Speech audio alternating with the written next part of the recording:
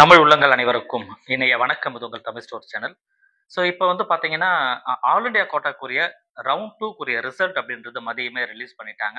But video நமக்கு போகிறது கொஞ்சம் லேட்டாக போட்டுட்ருக்கோம்.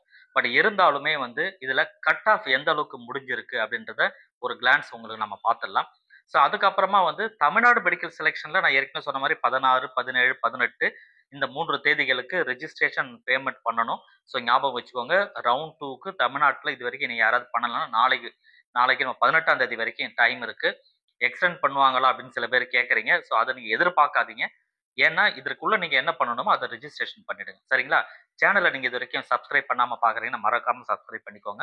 சேனலை வந்து இந்த வீடியோவை லைக் பண்ணிக்கோங்க.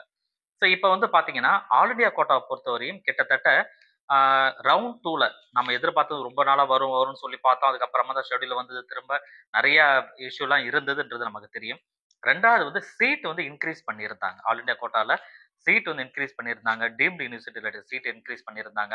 ரைட்டுங்களா? ஸோ இதெல்லாம் வந்ததுனால என்னவோ கிட்டத்தட்ட வந்து பார்த்தீங்கன்னா மதிப்பெண் அப்படின்றது இங்கே கட் ஆஃப் கொஞ்சம் குறைந்து வந்திருக்கு கம்பேர் டு ரவுண்ட் ஒன்னுக்கு.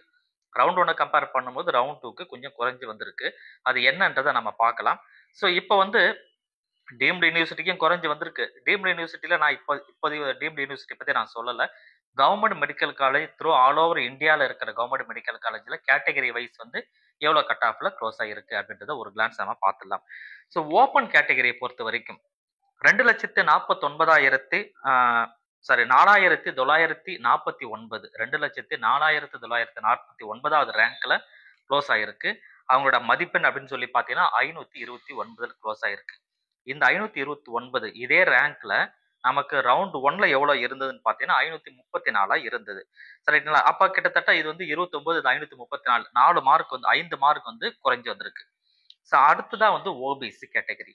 ஓபிசியில் 2,05,108 க்ளோஸ் ஆயிருக்கு. இது வந்து அந்த ரேங்க்ல வந்து க்ளோஸ் ஆயிருக்கு. இது எல்லாமே வந்து all India rank. It's not community rank. ரைட்டுங்களா? இது வந்து ஆல் இண்டியா ரேங்க்.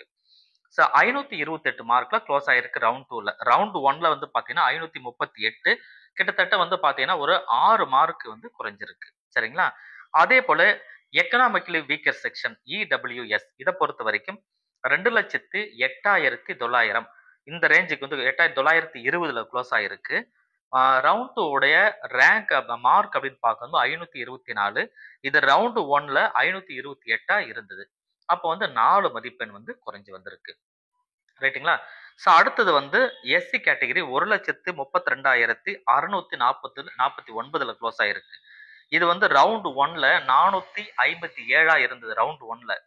ரவுண்ட் டூல என்னவா ஆச்சுன்னா 443 மாறி இருக்கு. கிட்டத்தட்ட 14 மதிப்பெண் வந்து குறைஞ்சி வந்திருக்கு.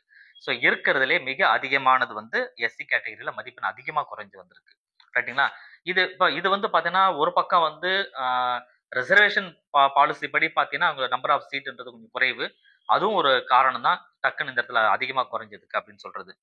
எஸ்டி கேட்டகரி இதை பொறுத்த வரைக்கும் 1,56,601 க்ளோஸ் ஆயிருக்கு. ரவுண்டு ஒன்ல 435 இருந்தது. ரவுண்ட் டூல 429 க்ளோஸ் ஆயிருக்கு. கிட்டத்தட்ட இதுவுமே 6 மதிப்பெண் வந்து குறைஞ்சி வந்திருக்கு. ஸோ அப்போ வந்து பாருங்க, இது நான் சொல்றது தமிழ்நாடு மட்டுமே கிடையாது. இதுல நாகப்பட்டினமும் க்ளோஸ் ஆயிருக்கு.